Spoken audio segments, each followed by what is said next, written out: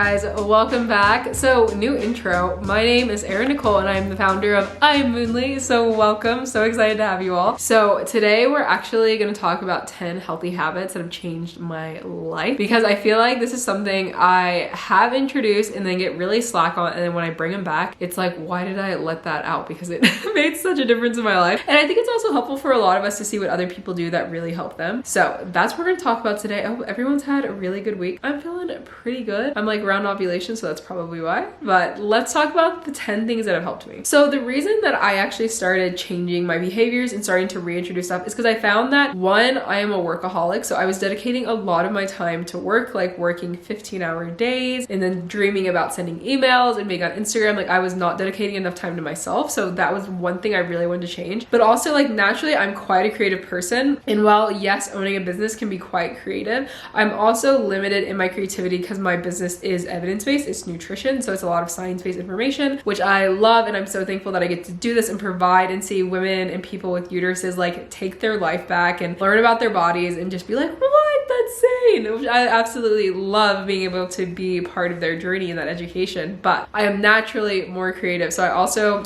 wanted to dedicate more time to my creativity where I'm not feeling guilty about it. So like a lot of times I would punish myself, like, oh, if I haven't worked this amount of hours today, if I didn't get this done, if I didn't make this salary this month, then I can't do anything creative. I honestly did this past weekend. I basically punished myself, and it's not healthy, but I have found ways to kind of level out my lifestyle so I don't do that to myself. Lastly, I love traveling and culture, and I want to be able to learn as much as I can in this lifetime. So if I'm working all the time, there's a lot that I can't learn, and I am naturally quite a diverse person. I'm quite divergent when it comes to just life in general. So I wanted to dedicate more time. So those are some of the top reasons that I started adding these 10 things into my life that have made a huge difference. So number one thing that I did is not reaching for technology when I first wake up. This is quite difficult, not gonna lie, because our alarm clock are our phones, so we have to reach for our phones technically. But I've been getting better at not reaching for my phone automatically, so I don't take my partner to work every day anymore. I used to take him every morning, so I had to take my phone. So I was like, oh, well, if I have to get on my phone, I'm just gonna get on it anyways. But now I'm at a point where, like, if it's 15-20 minutes later, like when we're getting ready to leave the house, or I'm getting ready to get up and make breakfast, that is when I will check my phone officially. And they have found that blue light can affect our sleeping patterns and our way the brain chemistry works. So it is really, really important to make sure that you don't check your phone all the time, especially when you're first waking up. And this leads into the next thing. The thing that I do that helps me, that keeps me from checking my phone, is actually going and making a cup of tea. So I usually go make a cup of tea, and then I always have my homemade chocolate in the fridge. So I'll like a piece of homemade chocolate, make my tea, hang out there for a bit, and sometimes my partner's moving around if he's still getting ready for work, so I can kind of just like have a chat with him early in the morning. And one, this helps deal with my constipation. If when I drink tea, for some reason, it just gets things moving. Instead of trying black tea or coffee, wake up to have water with lemon in it, which will help with your hydrochloric acid, especially if you deal with things like heartburn. You want help with that, or if you have bloating. So that has helped tremendously, because when you first wake up in the morning, your body actually has its highest levels of cortisol. Your cortisol levels start producing around 2 to 4 a.m. But when you wake up, they are at their highest level. So when you go to your phone, especially if social media, text, email, something that you check and it causes you stress, you are just adding to those cortisol levels, which is the opposite of what we want to do. We want to bring those down, especially as women, because many of us have high cortisol levels. You can also try things like green tea and matcha, but I personally typically do like a lemon and ginger tea in the morning, and that gets me going. And then later on in the day, I'll have like a dandelion root. Another healthy habit that changed my life is waking up before 7 a.m. So I've always been an early riser because I was a competitive swimmer growing up, but I did get to a point where I was waking up at 8 a.m. every day. But now, because my partner works so early, we have to get up at 5:30 during the week, that we actually naturally get up at like 6:30 now on the weekends when the sun is rising, and that has helped tremendously.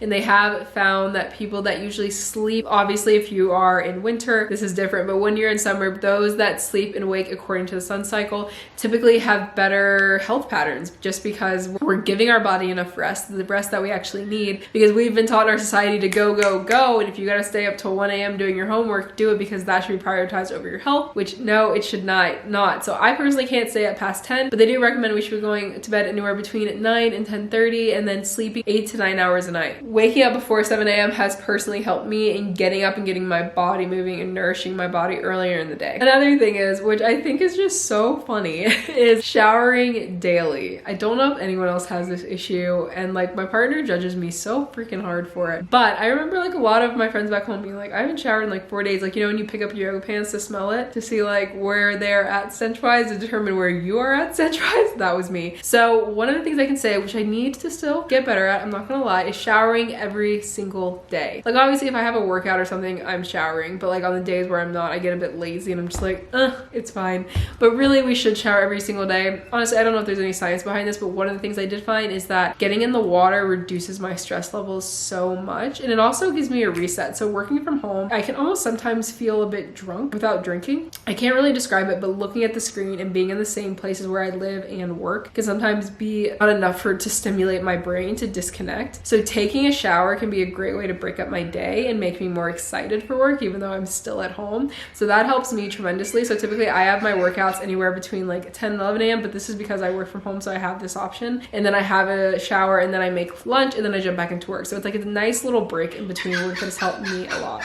Another healthy habit that has changed my life is eating within 30 minutes to an hour of waking up. I do still struggle with this, but one, this helps with my pooping tremendously. Like I can't emphasize enough, because I was getting to a point where the tea wasn't working as well as it used to, and I was just like, shit, like what am I gonna do? And I discovered that if I eat, when we eat, our digestive system basically starts producing different acids and gets moving, and that's actually gonna help you move poop out in the morning. So waking up and eating also helps balance your blood sugar, but it also gets things moving throughout your body, which is exactly what we want. So I usually get up and I have something like with fat and protein and a carb, because that has helped balance my blood sugar so much. And like honestly, if you find yourself getting tired between 12 and 4 and needing something sugary or anything like that, please recognize that blood sugar dysregulation is a real thing, even if you haven't been diagnosed with pre-diabetes or diabetes. It's definitely still a thing. Get rid of the scale. I have never owned a scale, but I've always had a lot of friends, parents who've owned scales, and then I would always like weigh myself, or I'd weigh myself at the gym, and that was always like a trigger for me, because if you watch my past videos on body image, the scale is a trigger for me. I hate it. And so I would find myself weighing myself all the time. One of the things I did is I got rid of the scale, and I also don't have a full body length mirror, which sometimes I did get annoyed at first when I did have one, but then I realized I think that was also one of my triggers, is having a full body length mirror where I can sit there and pick apart my body, where I only have mirrors that just go from like mid belly and up. So like I can't really judge myself. I'm just like, oh, like look, I look really cute today. Like I can't sit there and nitpick at like cellulite or like the size of my thigh. So that has helped with my mental health tremendously. So now I can just work out and take care of my body without obsessing over weight and image. Buy an iPad. So if you run a business from home, or if you work from home, I highly recommend getting an iPad. That has helped me so much. It took me a long time to justify buying it, because obviously it's not super cheap. But when I bought an iPad, I was able to log out of Instagram, because Instagram was one of my biggest triggers, especially with the change over to Reels. It just gives me so much anxiety. It's getting a little bit better now because I don't have it on my phone all the time. But when you can't separate from work in your life, that can be a bit frustrating. So what I do is I got an iPad and I put all of my stuff on there, like Canva, TikTok, Instagram, the website, like all of that is on my iPad. I still have Instagram on my phone because I do think it's much easier to hold a phone and like take videos and pictures and stuff. But I will usually log out of Instagram if I am not in active marketing, and then I will send it over to any of the pictures I take throughout the day. I will just send it to my iPad and then post it through the iPad. And the great thing about the iPad is at the end of the day when you're done working, you put it on your desk and you leave it and it's done, and you can log out of Instagram on your phone and there is nothing to distract you. And I also don't have email on an app on my phone. I can log into Gmail. I rarely ever check it though. I also feel like I don't get that many emails. Most people just DM me on Instagram. So buying an iPad, because you can really separate like your work and life balance, and you can just leave it in your office or wherever is distant from your life. Like I said earlier, caffeine can really take off your cortisol level. So one of the things I've switched to is dandelion root lattes. Taste amazing, but they also are very beneficial in helping our body detox, natural detox. Our liver and gallbladder help our body detox in a variety of ways. The dandelion root latte has certain properties that help support the health of those organs, which thus helps your detox pathways. So I love my dandelion root latte because it's basically like having a coffee without having all of the extra jitteriness and anxiety that comes with having coffee. At least for me, it gives me a racing heartbeat and things like that. So when I switch over to dandelion root latte, I can still enjoy something like in a nice mug, like, you know, when you're seeing those photos. So that's really good. If you work from home, or even just anyone, clean up the night before. I know this might be really, really hard at first, but I would highly recommend cleaning up the night before. It has been life-changing for me from running a business at home. I would wake up, clean up the house, and then like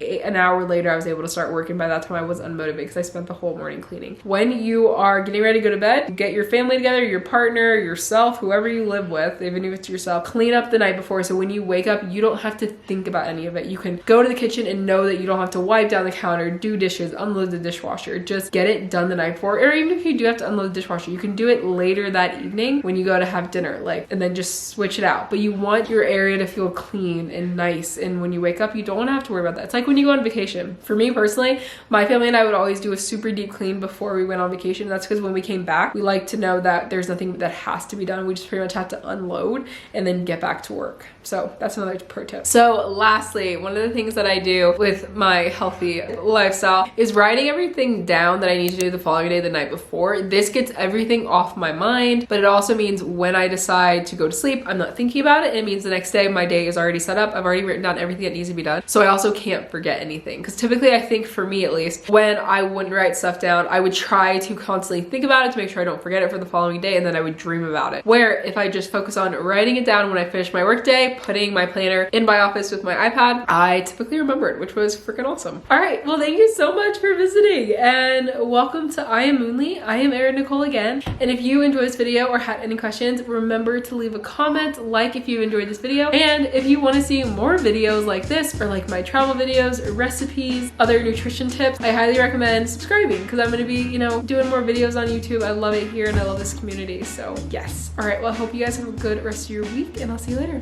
Bye.